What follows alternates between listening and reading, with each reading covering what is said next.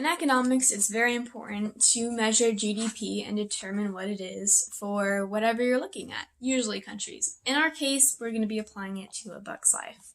So GDP allows people to measure a nation's economic growth, and they usually put that up against another nation's economic growth to see how well the country's doing based off of what both of the countries produce domestically.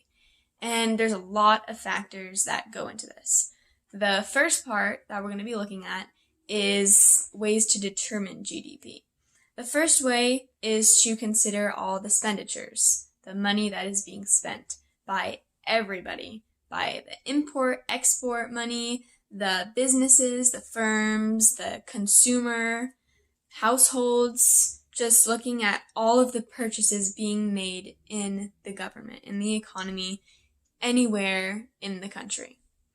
So that is the expenditures. So the next part to determine GDP is you can use the income, the money made. So all the goods and services that producers provide. So all of the income made from those services being provided would be the income, and you would use that to determine GDP, the money that you get from that. And then the last one is a little different from the others, but basically it's value added. So whatever you have a phone and the cost is $500, but the value added would be all of the other things that were put into making it, all of the labor, the parts, all of just the internal and external parts of it. So then that may add $200 to it. Or it can be looked at a more simple level with a piece of fruit, a banana. You make it for $1, and it is $1, but then you add more money onto it because you want to pay the people who labored in the banana trees getting it. So in the end, it'd be maybe $4 or $5 instead of just the $1 that it is worth. So those are how you determine GDP. So we want to connect the 3 ways of determining GDP to how they are in a bug's life. Like, it's obviously different from looking at it at a country standpoint to a movie about a bug's life standpoint. So if we look at the first point of expenditures, all of the money being spent. So that would be all of the time and effort that the bugs use to collect food to give to the grasshoppers. So all of their efforts of going up the stems, bringing the food down, all the seeds and berries down, creating the line, walking up to the little rock stand that they made, putting it on the leaf, walking down, doing it over again, doing that again every single day. That would be their expenditures, the money that their time is their money. That is what they are doing. That is how we'd be looking at that thing to measure the GDP if we were using expenditures. Now if we base GDP on the income, the money made, this would be the actual food that the ants give to the grasshoppers. They don't sell it, they just give it, or the grasshoppers take it. So since it's the income made from businesses and firms selling their goods and services, so the ants would be all of the businesses and firms, and what they do is they collect seeds and they give it to the grasshoppers. So their income made from that is kind of stolen by the grasshoppers because they make all of the seeds or they take all of the seeds and berries and they collect it, but that's their income that they make from that, but the grasshoppers take it. So they don't have it for very long and they can't use it.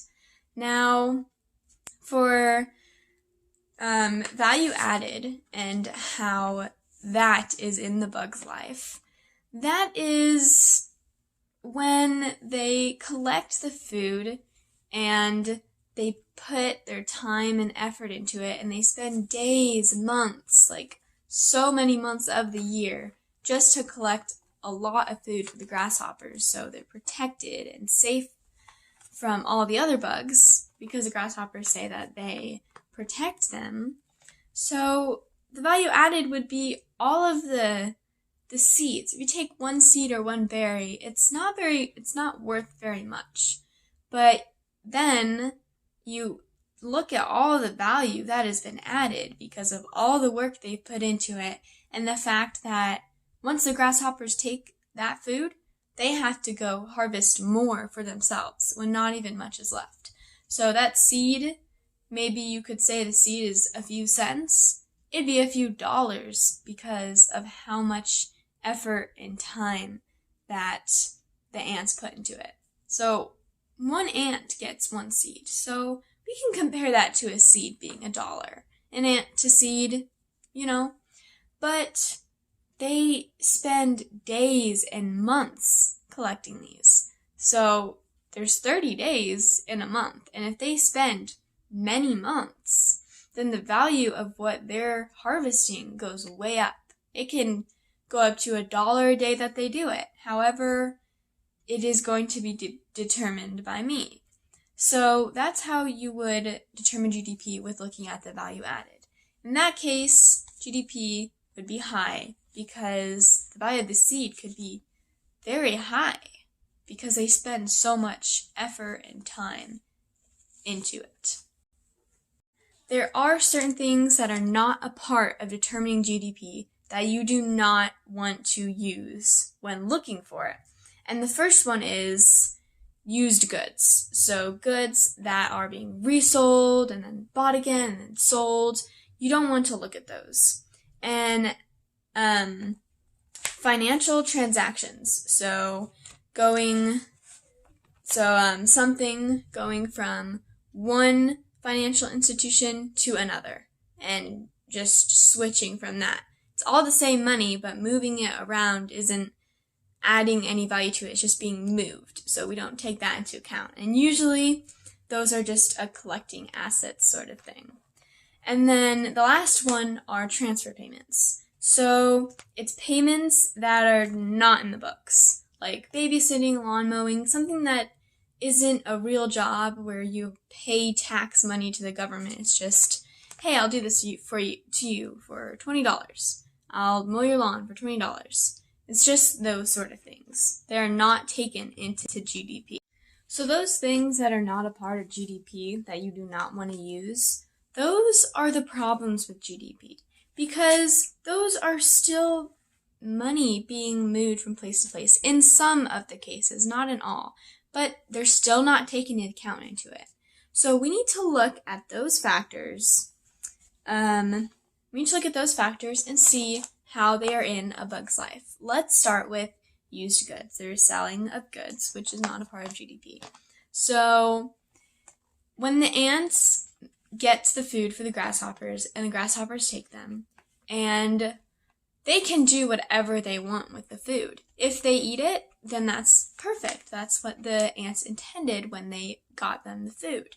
But if the grasshoppers take the food and go give it to another bug colony in exchange for something else in a payment sort of way, and they're reselling them, that would not be a part of GDP. We would not use that to measure GDP. Another one is financial transactions. So we can relate this to a bug's life with the food started off with the bugs. Then it was given to the grasshoppers, and they paid for it, but in the way that they're giving the ants protection, which is actually a lie. But if the grasshoppers, they have the food now, and they put it in, they have like a glass container where they live, under a shady hat. That's where they keep their food. If they take that and they move the food to another location, that does not account into GDP. It's moving from place to place, but it's still with the same bug. So it's not being resold, it's not being given to someone else. So that's how the transfer payments would be in the bug's life. And then, or that would be what the financial transactions were. Last one are the transfer payments, which are things that are under the table that are not certified. So that is in a bug's life as if maybe some other bug has decided that they want to help the grasshoppers get more food, but the grasshoppers aren't giving them anything in return. So if someone just wants to do something for another bug and just give them food or just do something for them, that would not be taken into GDP because it's just kind of under the table. It's not going through an actual paycheck, so to speak. So another start to the problem of GDP is intermediate goods. So things that are not always accounted for, say when like you have different components of making something. So you have different components of getting all the seeds and acquiring them and harvesting them. But there's a lot of intermediate goods of that process that is not taken into account for. And that is not something that you include into GDP. So, but that obviously is a big part of how much the ants should be getting paid back, so to speak. So we have population, inequality, environment, and shadow economy. So the population, it is looking at the per capita income of looking at the size of the country. So this would create a different per capita income because there are hundreds of ants in an ant colony collecting the same amount of food that maybe 50 grasshoppers are going to eat. So all that food that the ants have is such, it's a smaller ratio because there's so many of them than when that same amount of food is given to the grasshoppers. So now they have a bigger ratio of food and they have more of it. So you can kind of see the unevenness of that. And inequality, wage and income gaps. So this one is very obvious. The ants are putting in all of the work to get this food, and the grasshoppers are coming from them and taking it all. So there's obviously a very big gap between the work that the ants are doing versus the grasshoppers. Now, environment. So this is what the ants are taking advantage of in the environment that isn't really a part of GDP. So like them, whatever tactic they use to get the seeds, which is they just crawl up a stalk of it's just a stalk where there's seeds on it. They crawl up it and then they grab the seed and they drop it down to another ant. So they are using the environment, but that stalk of seeds isn't really like maybe how long it took to grow or where it is or how long it took to get up it. It's not taken into GDP as how much of a change or how much more work is put into it. It's just the environment is just not taken a part of it a lot of the time. And then lastly, shadow economy is it's different from the transfer payments. It is things that are being bought and sold, but it's kind of under the table. It's not so much recorded, like no receipts. There are no receipts, no records of it. So it's things that are being sold back and forth, but it's not taken account to in the main economy. It's not used in GDP because no one knows of it except for the people who are doing it. And that can be found in the bug's life maybe when the grasshoppers, if they sell the food to other bugs, that would not be taken into account to it because that food was gifted to them. And if they're going to sell it under the table and not really do it as like a big certain thing, how the ants put all their time into it, and they're gonna like say like, oh, we're selling this to you, and that's how they do it.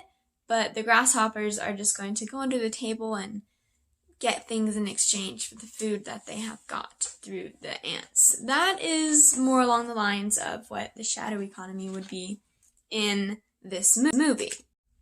I'm going to choose the income way to determine GDP in the bug's life. So we're going to apply that to the bigger picture of economics in the Bug's Life movie versus the smaller picture within the ant colony. So what we know in the movie is that there is an ant colony on an island, there is a grasshopper community, and there is a city of bugs outside of the ant island, and there's like shops there, and there's a lot of markets there. So we're going to take those three things and use that as our bigger macroeconomics picture because that is what we are given. That is what we know is in the Bug's Life world. All of those parts. Not many, but that's what it consists of. When we're going to look at it microeconomically and just focus in on the ant colony, then our results might be a little different. But when we use income on the ant colony, we know that the ants harvest the seeds for all of the seasons except one. So they basically take up a whole year to harvest food for the grasshoppers, and then when fall ends, the grasshoppers come and take their food. Then the ants get one season to themselves to harvest their own food to eat, and then they need to start up again collecting food for the grasshoppers. So let's look at the effort and the time and what the ants do to harvest this food. So, like I said earlier, it's about one ant per grain or berry or whatever they decide to harvest. So one ant per one of that. And there are hundreds of ants in this ant colony. So we can go with a rough estimate of maybe 300 ants in this ant colony. And if each one of them gets one piece of food, and it takes about a day. So when we watch the movie, you could see that it took about a day for each ant to get a food and to put it on the leaf. So if there's 300 ants, and in a day, the ants get one piece of food. So that's 300 pieces of food a day. And then for a month, we have 30 days in a month. So that moves up the number a lot. Now what we're going to do is it's going to be about 9 months of the year where they're going to be harvesting this food for the grasshoppers. So taking the 300, adding that to the 30 days, and then adding that to the 9 months, that is going to give us a very high number. That is going to give us 81,000. So this is what we're going to use to say what our GDP is for just the ant colony. And we don't have hardly any information about the food that is served at the city or any sort of thing like that. So it's nearly impossible to figure out what the GDP would be for the city. And we have what we think the GDP would be for the ant colony. But let's look at the city consists of at least 7 types of bugs. So what we can do is, since we haven't been given any real more in-depth information about what is inside the city, except that we know that there are cars, there's stoplights, there's all different kinds of bugs. We are given what type of bugs live there in a scene when the ant goes to the city. And we find ladybugs, grasshoppers, ants, mosquitoes, worms, flies, and spiders. That's what we can find. But obviously, there's probably more. That was just a small sample that the movie gave us. But what we can do is we're going to take the 81,000 and we're going to multiply that by the 7 types of bugs, assuming that every bug colony has a GDP of 81,000. So when we multiply that by 7, we get 567,000 units for GDP. So that is what we can say is the overall GDP of the Bugs Life world, and then each individual small microeconomic colony is 81,000. So obviously this is where we run into limitations on GDP and all different things that we aren't sure of. Because, for example, population, not every bug colony is going to have 81,000 GDP. That is just how we're going to decide it because we have no other information of how to find it. So we have our limitations at hand, but we did find total numbers, and that is what we're going to base our GDP on.